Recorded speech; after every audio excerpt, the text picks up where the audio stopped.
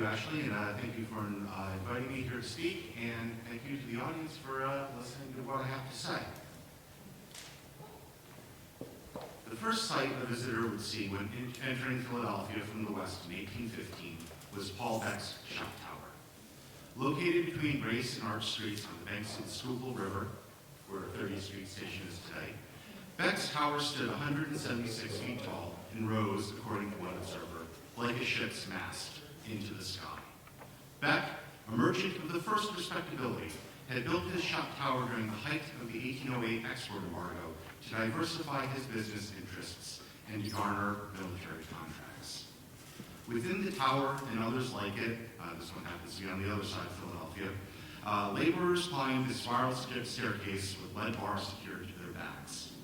At the top was a platform with a small melting chamber to deposit the lead. Once molten, workers poured the lead over a copper sieve. As the lead fell nearly 200 feet in the air into a waiting bucket of water, gravity shaped its surface tension and formed it into a spherical ball by the time it reached the ground. Once the task was completed, Beck's workers loaded shot and musket balls, probably made by a traditional casting system at the ground, but that's not important. Once the task was completed, Beck's workers loaded shot and musket balls into barrels and shipped them less than a mile down the river to the U.S. Army's Schuylkill Arsenal. According to the Portfolio, one of the country's leading magazines, the city's shop towers filled a crucial role in the United States' war-making capacity. The privately owned bullet factories had both, quote, public utility for their ability to mass-produce bullets and formed a beautiful object for the eye, easily making up for the Quaker City's relative lack of church steeples.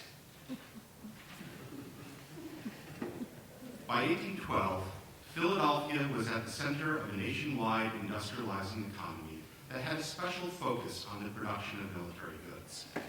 Less than 7 miles away from Beck's Tower was Israel Whelan's Nider Hall Powder Works, which provided the U.S. Army with close to 40% of its gunpowder between 1812 and 1815.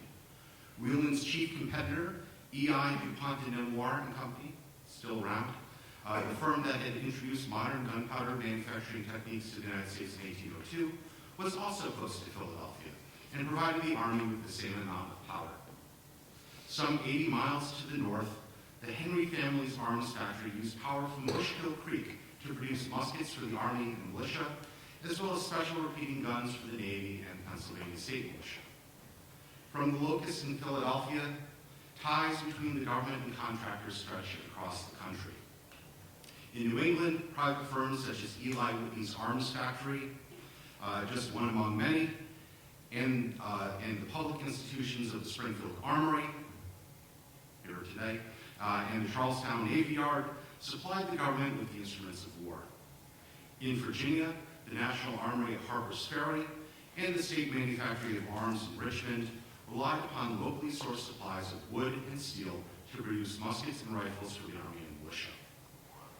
The confluence of patriotism and profit motive was strong enough that even former President Thomas Jefferson, who was one of the architects of the prevailing military manufacturing establishment, sought to get in on the action.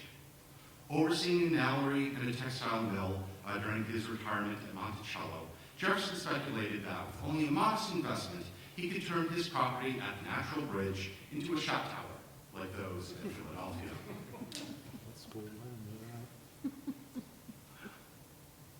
The industrial capacity of the United States during the War of 1812 marked a distinct break with the past, particularly with the experience of the American Revolution. During the Revolution, there were critical shortages of arms and munitions, due in large part to a lack of domestic suppliers, which were only alleviated by massive material aid from France. But by 1812, a plethora of private and public manufactories existed to meet the needs of the Army and Navy. This state of affairs did not go unremarked upon by contemporaries. In his enumeration of the 1810 manufacturing census, Tench Cox, another of the primary architects of the country's military industry, remarked, quote, "The difference in the situations of the United States at the respective commencement of hostilities in the year 1775 and in the year 1812 is greater in respect to the various manufacturers necessary to defense than it is in respect to any other matter in the whole circle of its national industry. Other prominent Jeffersonian Republicans, such as former President Jefferson, Treasury Secretary Albert Gallatin, and Philadelphia Congressman Adam Sabert, all agreed with Cox's analysis. The United States had a fully formed arms and munitions industry when it declared war on Great Britain in 1812. This changed industrial landscape between the Revolution and the War of 1812 broaches an important historical question. How and why did this change occur? And the answer to this important question of American state formation and economic development can, I believe, be found in the national policies that surrounded the arms acquisition process after the Revolution. A broader understanding of the politics behind the weapons acquisition process in the founding period of the United States offers historians a way to understand the distinctive features of American governance in the early Republic and key differences between the Federalists and Jeffersonian Republicans. Between the 1770s and the 1820s, an important strain of American politics developed around the best ways to harness the diverse and multifaceted interests of private business, the military, and the public. While the Federalists championed a system of publicly owned manufacturing establishments, similar to European powers in the 1790s, the Tower of London, Woolwich Arsenal, Waltham Abbey powder mills, Essonne in France, Charleville, Tula, etc., the Republicans embraced a more market-oriented solution whereby private suppliers would meet most of the military's needs. During the years of the Virginia dynasty, 1801 to 1829, the United States developed a mixed public-private system whereby military bureaucrats largely oversaw the distribution of patronage via contracts to private producers. And the federal government also provided these private industries with tariff protection to ensure that they could compete with foreign imports. Although agencies within the War and Navy departments begun by the Federalists in the 1790s, such as the armories and navy yards, existed throughout the 19th century, these public institutions existed alongside and cooperated with private ones. This was by no means a foregone conclusion. Rather, the American weapons acquisition process was highly contested within the partisan politics of the era. Just one example of this. The Connecticut River Valley, where we are now, was very heavily Federalist in this period. The exception were the armory workers at Springfield, who were Jeffersonian Republicans. If you go to the newspapers at the time, in the early 1800s, the Federalists described two political parties at Springfield: the Federalists and the Armory Party.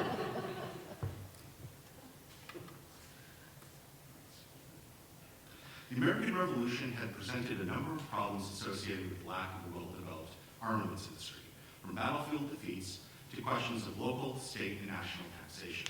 In the 1780s and 1790s, the Federalists and Jeffersonian Republicans internalized very different lessons from that conflict, which in turn were expressed in their differing visions for the American national state. Members of the revolutionary generation were no strangers to supply shortages. Access to arms and munitions played a critical role in the War of Independence right from the very beginning, whether it was the 1774 powder alarms, the March on Concord, or Dunmore's raid on the Williamsburg Armory. Even though the colonial militias were generally well armed, especially in New England, the colonies did not have the industrial infrastructure to rapidly replace losses and arm soldiers with weapons based upon a uniform pattern, nor produce the gunpowder necessary for a large conflict. Despite major attempts by Congress and the state governments to alleviate the situation by promoting domestic industry, the Continental Army had scarce supplies until French intervention in 1778, and even then continued to face shortages as the country's financial situation collapsed. The end result of this experience among military figures, such as Washington and Hamilton, showed them that only the national government was competent to produce military goods, while political leaders, such as Jefferson, came to believe that only private enterprise could supply the country's armed forces. The establishment and the operations of the Fredericksburg manufactory of arms exemplify why Washington and Jefferson came to vastly different conclusions regarding the proper relationship between the state and military industry. While some states, such as Connecticut and Pennsylvania, adopted a mixed public-private arms acquisition system during the Revolution. The Commonwealth of Virginia initially followed the European model of state formation by erecting a state-run arms factory in Fredericksburg. In August 1775, the Third Virginia Convention instructed the Committee of Safety to erect a magazine in a safe location for the storage of arms and munitions. And soon thereafter, the Virginia Convention allocated 2,500 pounds towards the construction of a, quote, manufactory of arms. Washington, encamped with the Continental Army outside of Boston, was glad to hear that the Virginia Convention, quote, had come to resolutions of arming the people and preparing vigorously for the defense of the colony. In this letter, Washington first articulated his belief about the relationship between state-directed arms manufacture and the future of American liberties. One depended upon the other. Washington hoped that the Fredericksburg manufactory would soon meet the needs of the Army, but this state-run enterprise was slow to produce new weapons for the Continental cause. Reflecting the fact that there were relatively few gunsmiths in Virginia, in September 1775, the Virginia Gazette advertised on behalf of the Armory for gunsmiths and other skilled workers as, quote, good locksmiths are much wanted. In the meantime, the Committee of Safety had to offer individuals above market rates for their personal rifles and fowling pieces in order to equip the Virginia line and militia. Over the course of the next several months, Fielding Lewis, Washington's brother-in-law and the superintendent of the factory, kept the general apprised of the slow but steady progress in producing arms. Lewis presented Washington a real hope that the manufactory could meet the material needs of the Army. By April 1776, George Mason also reported to Washington that despite the fact that Virginia's new regiments lacked sufficient weapons, the Fredericksburg manufactory would soon furnish the supply. Over the course of the next few years, the factory employed approximately 60 skilled laborers and produced 20, quote, excellent muskets a week, even if the lack of good water power drove up labor costs. The Fredericksburg manufactory may have struggled in its early years, but its eventual success in producing arms demonstrated to Washington that the state was fully competent to run and manage military production. As the governor of Virginia, Thomas Jefferson's experience with the Fredericksburg manufactory led him to the exact opposite conclusion regarding state-run industry. Like Washington, Jefferson also believed that the manufacture of weapons was central to the process of revolution and state formation. In a 1779 letter to Benjamin Harrison, Jefferson reflected that, quote, the endeavors of 5 years, aided with some internal manufactures, have not yet procured a tolerable supply of arms. To make arms within ourselves, then, as well as all the other implements of war, is as necessary as to make our bread within ourselves. Not the typical picture you get of Jefferson, the agriculturalist, with his, those who labor in the earth are the chosen people of God. At peak capacity, the Fredericksburg manufactory only produced around 1,000 muskets per year, and the 1779 fiscal crisis brought about by inflationary currency practices soon brought the factory's productivity to an end. Because the managers and laborers were paid in fixed wages and depreciated currency, many chose not to work at all. During the 1781 British invasion of Virginia, the overseer informed Jefferson that unless he was supplied with real money to pay the few laborers that remained, the factory could not produce any more firearms. At the end of 1781, Virginian authorities had largely concluded that the Fredericksburg manufactory had failed, and at the end of the war, sold the property. If state-run arms factories presented Jefferson with a governing problem, privately owned industries offered a solution. In 1776, seeing an opportunity for profit and patriotism, James Hunter, who I talked about earlier this morning, expanded his iron works in Falmouth, Virginia, to include a, quote, manufacturing of small arms to compete for government contracts. According to an officer in the Pennsylvania line visiting the site in 1777, Hunter's iron works took on the appearance of a, quote, small village with a number of manufacturing buildings and workers' houses along the strong mill race with, quote, plenty of water. There, Hunter produced a variety of weapons and naval stores, in addition to barrels, shoes, and leather goods for the state of Virginia, the Continental Congress, and private market. Compared to the state-run factory, Hunter's works had several advantages. Through separate contracts, he could raise prices and wages to better respond to the inflationary pressures caused by the emission of continental currency. By offering wages pegged to inflation, Hunter could more easily attract skilled labor.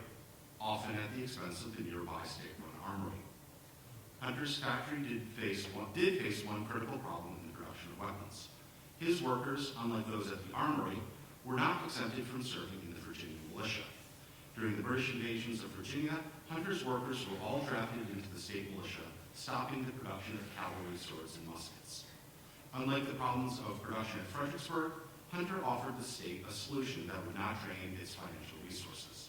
As long as his workers were, quote, returned on furlough from the army, he could fulfill his contracts with the state. Already anticipating Hunter's needs, the Virginia Assembly passed an act exempting artificers employed at ironworks from serving in the militia before his letter even arrived on Governor Jefferson's desk. Upon obtaining legislative relief, Hunter's ironworks were back in blast and producing weapons for the state. At the termination of hostilities in 1783, American political and military leaders were faced with a conundrum. What actions should the Congress take to promote military industry during peacetime? French intervention had been critical for supplying the Continental Army, and in the closing years of the war, the industrial enterprises still run by the states had all shut down as cost-saving measures. In this void, a series of military and political leaders, all associated with the Nationalist School, offered a solution. Plans authored by Washington, Alexander Hamilton, Henry Knox, Benjamin Lincoln, and Baron von Steuben all pushed the Continental Congress to encourage the peacetime production of war material. In a memorandum authored at the end of hostilities, Secretary of War Lincoln stressed the crucial role that will be played by manufacturing in the peacetime establishment of the United States Army. According to Lincoln, quote, the modes which shall be adopted to complete the magazines with a full supply of stores and the manner of keeping up the supply will, in my opinion, mark the future character of the new empire. Relying on France to supply weapons in the future was foolish, as, quote, it would be idle for a people to talk of independence who were indebted for the means of their existence to any nation on earth, since, in that case, they would hold their freedom on the uncertain tenure of the pacific disposition of such a power. In Lincoln's estimation, state sovereignty was predicated upon military preparedness, and military preparedness was determined by stockpiles of arms and munitions and the capacity to manufacture war. Following Lincoln's memorandum, among the first problems that Congress tackled after the Treaty of Paris was what to do regarding the peacetime military establishment.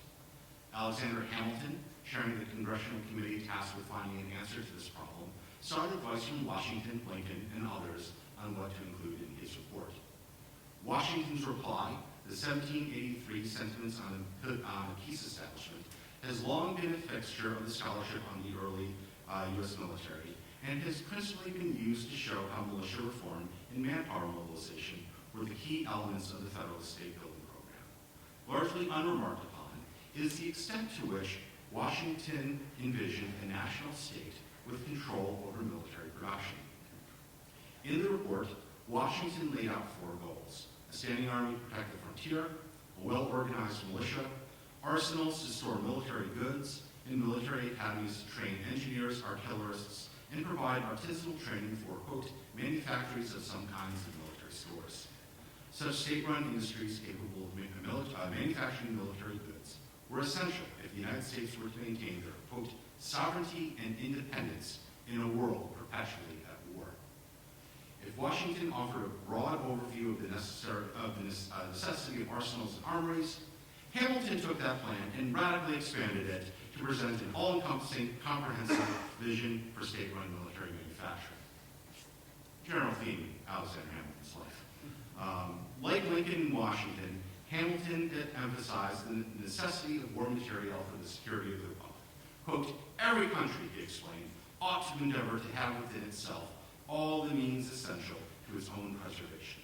Congress should therefore set up foundries, armories, and gunpowder mills, as well as stockpile goods at strategically located arsenals. Additionally, Congress should establish a corps of artificers to oversee and staff these facilities. Far from mere enlisted positions, the Corps of Artificers was an expansive national workforce. Each arsenal would contain master brass and iron founders, gunsmiths, powder makers, engravers, cutlers, blacksmiths, locksmiths, carpenters, wheelwrights, etc., etc., etc., not to mention over 180 journeymen and apprentices at each location. This highly skilled national workforce could then use the labor of common soldiers to produce weapons at a cheaper price to the public than either importation or contracts with private suppliers would allow. Because he believed that the market for military goods was fickle, Hamilton instead envisioned a supply produced by an army of manufacturers. The financial situation of the United States following the Revolutionary War meant that Hamilton's report was effectively dead on arrival. The collapse of paper currency in 1779 strained continental finances, and the inability to tax at a national level only compounded the problem. To restore the United States to a firm fiscal footing, pay for the national arsenals and the Court of Artificers, Hamilton and other nationalists championed a tariff to fund the government. The tariff legislation failed in 2 subsequent years when Rhode Island, and then New York, refused to assent to the tax. Far from spurring on a state-run system of industry, Superintendent of Finance Robert Morris ordered the sale of military stores at a loss on the open market just to raise funds for the national government. Hamilton's vision would go nowhere as long as Congress lacked the power to tax.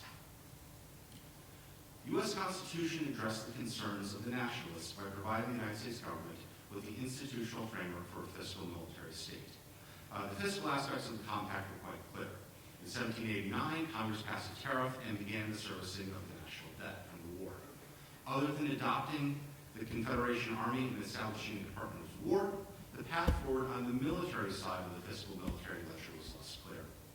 At the opening of the second session of the First Congress in January 1790, Washington asked the assembled representatives to consider measures that would, quote, promote such manufactories as tend to render the United States independent on others for essential military supplies.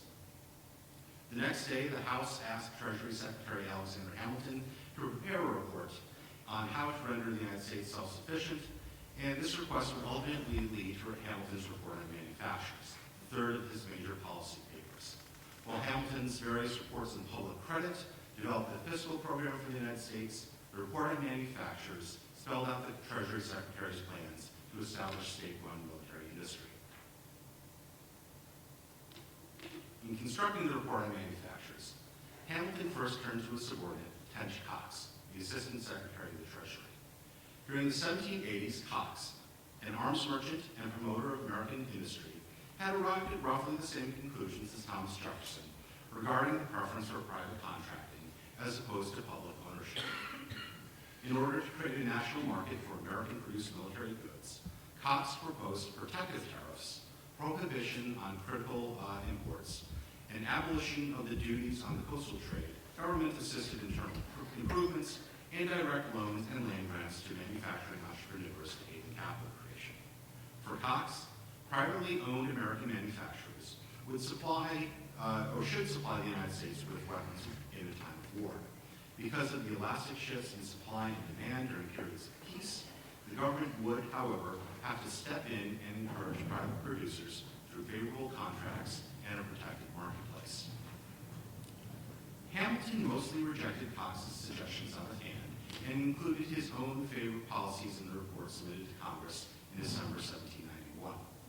Far from submitting a report that focused on the armaments industry, as Congress had originally intended and as Cox had done, Hamilton authored a much wider-ranging paper weighing the pros and cons of different forms of government intervention in the American market.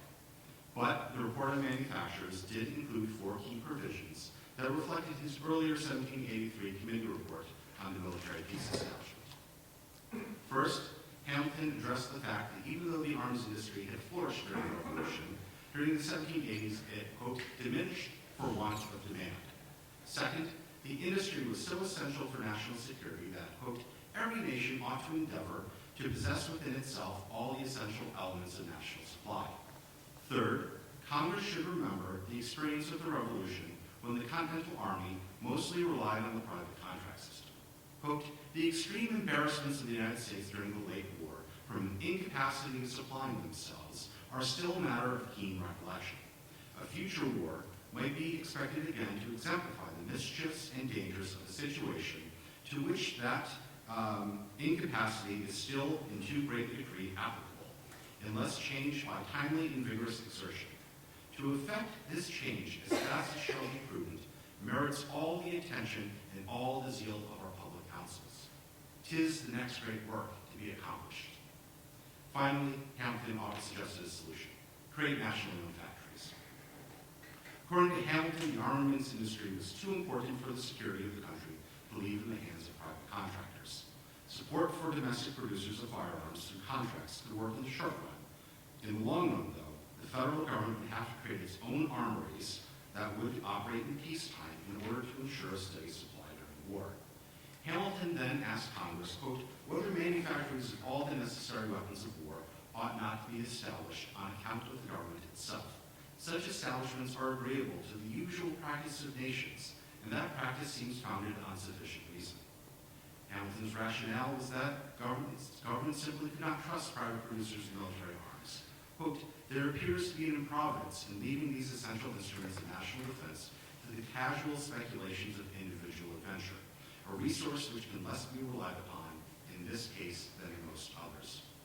Hamilton rejected Cox's firm protectionist measures to channel the armament industry into private hands because military goods were not, quote, objects of ordinary and indispensable private consumption or use. Instead, Hamilton classed military goods items which government should seek to manufacture for itself. Quote, as a general rule, manufactories on the immediate account of government are to be avoided, but this seems to be one of the few exceptions which that rule admits. In the case of armaments, the federal government could not rely upon private industry and would have to set up its own national armories. With the Report on Manufacturers, Hamilton authored the most significant early policy paper for American military industry. During the 1790s, the Federalists adopted many of Hamilton's proposals, much to the detriment of the country's private contractors. Following Arthur St. Clair's defeat at the Wabash in November 1791, Congress passed legislation that strengthened the regular army, mandated that the state militias adopt a uniform pattern musket, increased internal and external taxes, and delegated to Hamilton's Treasury Department all authority for military contracting. The crisis of 1794, the war scare with Great Britain, threats from the Barbary pirates, the Northwest Indian War, and the Whiskey Rebellion furthered Hamilton's agenda. That year, Hamilton's ally, Congressman William Fitzsimmons, forcefully argued for the creation of a national armory system, and because of the relatively high cost of domestic contracts, arms imports. Congress adopted Fitzsimmons' legislation and authorized the construction of the national armories at Springfield and Harper's Ferry, removed all tariffs upon importations of arms and munitions, and prohibited the export of weapons. The quasi-war with France only intensified the shift toward national control over the means of military production, with plans to build a national gunpowder mill and cannon foundry, as well as the purchase of land for Navy yards and naval stores such as White Oak. The Jeffersonian Republicans, on the other hand, courted the interests of private firms that could supply the government with military goods. While the country's manufacturers mostly entered the Jeffersonian coalition due to James Madison's program for commercial discrimination, in 1794, Madison directly courted the interests of military manufacturers in the aftermath of the tariff exemption and export ban on arms and munitions. According to one of Madison's pamphlets, the Republican Party was willing to fill the nation's arsenals with plenty of weapons, even if they resisted the larger elements of the Federalist program. During the quasi-war, reintroduction of the tariff exemption and export ban, Republican Congressmen Albert Gallatin, Samuel Smith, and Matthew Lyon actively opposed the measure on the grounds that it would hurt the manufacturers of arms and munitions in their states. Also happens Albert Gallatin ran his own musket factory in western Pennsylvania. According to Samuel Smith, quote, there was not more than one man in the state of Maryland who knew how to bore a cannon, and if he was taken from that employment by a law of this kind, it was probable whenever the manufactory was resumed, he might not be found. The support for private industry was not limited to Republican congressmen with vested interests in their districts, but rather found wide cachet within the Republican coalition. Noted Philadelphian agriculturalists such as George Logan and John Bill Wardley authored treatises that supported federal intervention in the market for military goods, but only as it applied to private producers. In the wake of Jefferson's success in the presidential election of 1800, he officially repudiated Alexander Hamilton's political economy of war. Before the election was even decided, one Connecticut congressman recorded a conversation between Jefferson and musket manufacturer Eli Whitney, in which the presumptive president assured Whitney that his administration would show preference towards private manufacturers. In a message to Congress in 1802, Jefferson asked whether, quote, the idea of establishing works for the fabrication of cannon and other military articles by the public was preferable to, quote, purchasing at market, where competition brings everything to its proper level of price and quality. When one of the scions of the Virginia aristocracy, Fernando Fairfax, approached Jefferson about purchasing his iron mines in Western Virginia for the use of the Harper's Ferry Armory, the president firmly rebuffed him.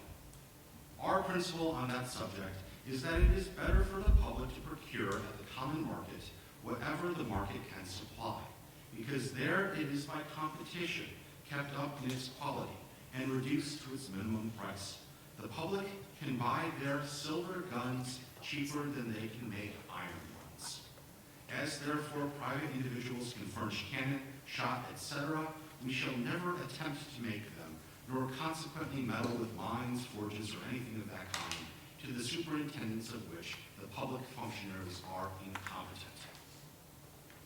The market for arms and munitions that Jefferson adhered to throughout his presidency was not a complete laissez-faire one, however. Rather, it was generally a protected domestic market where private suppliers would compete against one another, if not foreign suppliers, through received governmental patronage. The producers of arms and munitions received direct support from the Jefferson administration in 1803, when Federalist congressmen attempted to once again remove tariffs on arms and munitions. John Randolph of Roanoke, Jefferson's lieutenant in the House, led a coalition of Republicans from Massachusetts, Virginia, and the mid-Atlantic states with arguments squarely grounded upon the interests of private manufacturers. On the floor of the House, Randolph objected to the measure as he was in favor of, quote, encouraging manufacturers. William Eustis of Massachusetts, Madison's future Secretary of War, predicted that if the resolution passed, quote, the manufacturers of arms must become manufacturers of horseshoes. In a petition to Congress, arms manufacturers in Lancaster County warned that with a vote in the affirmative, quote, the government of the United States will crush this manufacturer in its infant establishment. There, the bill was defeated. Munitions producers such as E.I. DuPont, who had built the mills expressly to garner federal contracts, expressed approval of Jefferson's policy of protecting private industry through the tariff while allowing arms exports abroad. The same year as the Republicans recommitted to tariff protection, Jefferson appointed Tench Coxe to the position of purveyor of public supplies.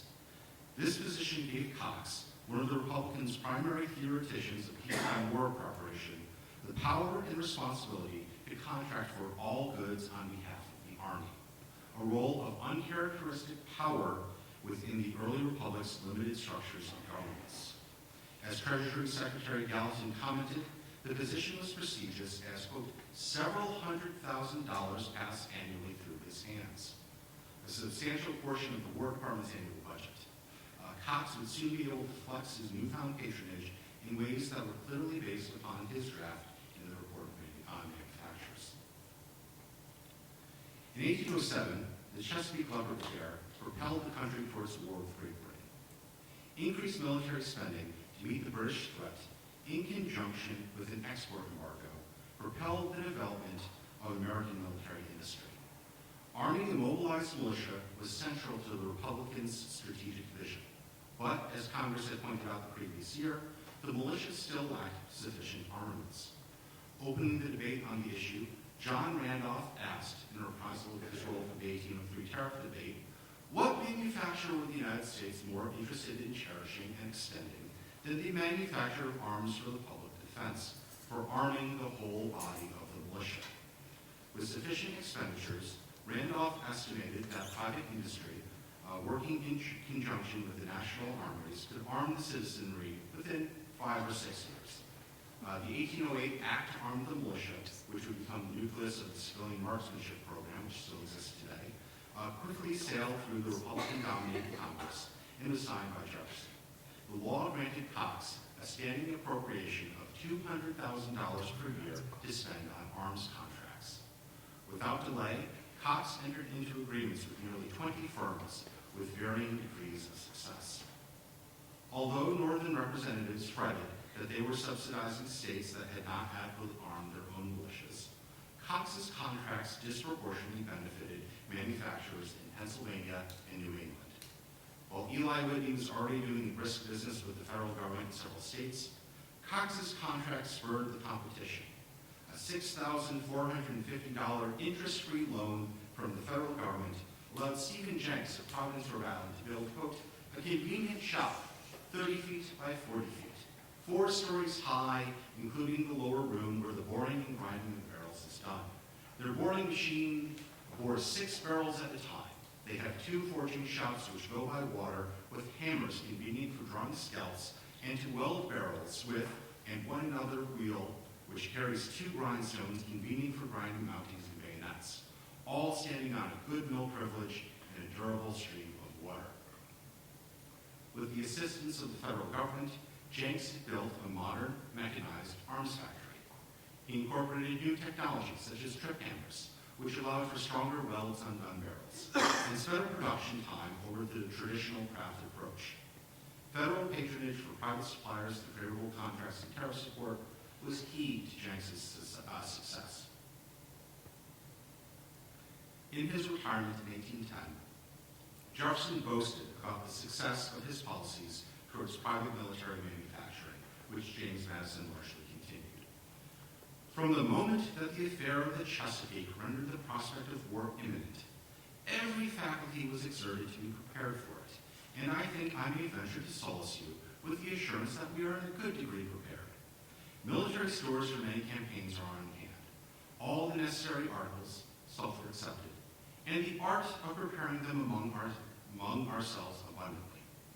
Arms in our magazines for more men than will ever be required in the field, and 40,000 new stand yearly added, of our own fabrication, superior to any we have ever seen from Europe. Jefferson's enthusiasm for American military industry was well-founded. Although the War of 1812 was certainly beset by logistical nightmares and an inability to mobilize sufficient manpower, private firms working in conjunction with Army officers in the newly formed purchasing, ordnance, and quartermaster departments ensured that the federal government has ready supply of arms and munitions. And this state of affairs is largely borne out by the surviving contractor data. So here in Table 1, War Department contracts for gunpowder 1811 to 1815. You can see ordering millions of pounds of gunpowder with the price going up substantially once war is declared. And of these firms, they all, DuPont being one of the largest, they all supply the gunpowder in a very fast fashion. I happened to find at the Clements Library at the University of Michigan the receipts issued by the Schuylkill Arsenal to the Niagara Hall Powder Mill in Pennsylvania. And you can see here, by April of 1814, they delivered over 428,000 pounds of gunpowder. April 1814 is the last date of the receipts issued to the firm. The war doesn't end for another year. But the reason why the firm stops deliveries is because the government storehouses are literally full. They cannot accept any more. Private suppliers are doing their job, at least in terms of musket, delivering gunpowder. For musket contracts in 1808, there's at least 19 contractors who were given contracts by Cox for a total of 85,200 arms. Of these, about half were delivered, 43,000. Large reason for this discrepancy is because a number of the contractors actually die, so whether or not they should be included in the contract amount, I'll leave it up to you to decide. But by the War of 1812, that number rises substantially to about 2/3 success rate. Again, happens because the South Carolina contractor happens to die halfway through the war, and by the years following the War of 1812, it's 100%. They get what they need. So in the aftermath of the American Revolution, both Federalists and Republicans set out to solve the problem of the weapons acquisition process. The two sides had diametrically opposed divisions, and as the debate played out over the course of the 1790s and 1800s, the Republicans created a very different structure of federal governance that was designed to respond to private interests of American business. But of course, they were never able to actually destroy the federalist system. Springfield, that would be the job of Robert McNamara. Thank you.